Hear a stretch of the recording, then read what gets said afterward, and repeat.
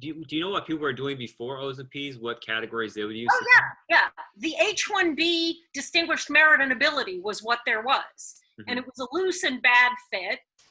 And the H-1B regulations just don't accommodate the way so many people work. I mean, this was in the era many decades before the Neufeld memo, but the H-1B category is tied to the idea that you have one job at one employer and you have a salary. And there's an employer-employee relationship, and there's salary and benefits, and you get a W-2. And in the arts and in sports and design, in lots of fields, people don't work like that. And the beauty of the O and P visa categories is they were designed to accommodate a huge array of different types of work arrangements.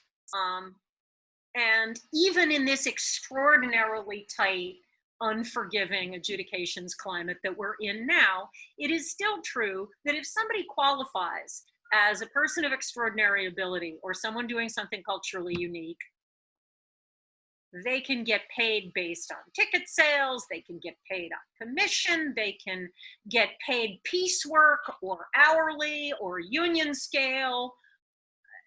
The arrangements are as vast as human imagination, and as long as you specify what it is, it's allowed. Because those categories were created to accommodate the way artists and athletes work, which is very often not in an employer-employee setting. You know, one of the problems that emerges is the itinerary portion of these, especially COVID-19, but even before that, the flexibility that's needed. Sometimes they're really flexible, USCIS officers, sometimes they get really hardcore. What has been your experience with how loose you could explain the itinerary, especially when you have a concert? I don't know if you were practicing back before the 09 memos, but there was a brief period when they decided, okay, there's this fixed period of time, and if you have a gap between events of 45 days, then we're denying it. Or we're just cutting off your itinerary and you get your 3.5 months up until that event. And then there's a gap too big, so you just get until that portion. And many industries pushed back and said, are you insane? And the service actually listened to people at that time.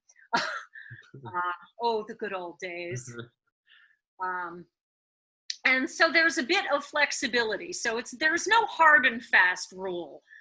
It's not 30 days or 45 days or even 60 days, but it has to make sense. And you have to be obviously earning enough in your field to make a living. They're not going to give you a work visa to do one gig every 2 months and, you know, freelancing at McDonald's or whatever you want to do in the rest of your time. That's not what those visas are for. You have to show that you're coming here to do paid work and that you are getting paid enough to not illegally do other work.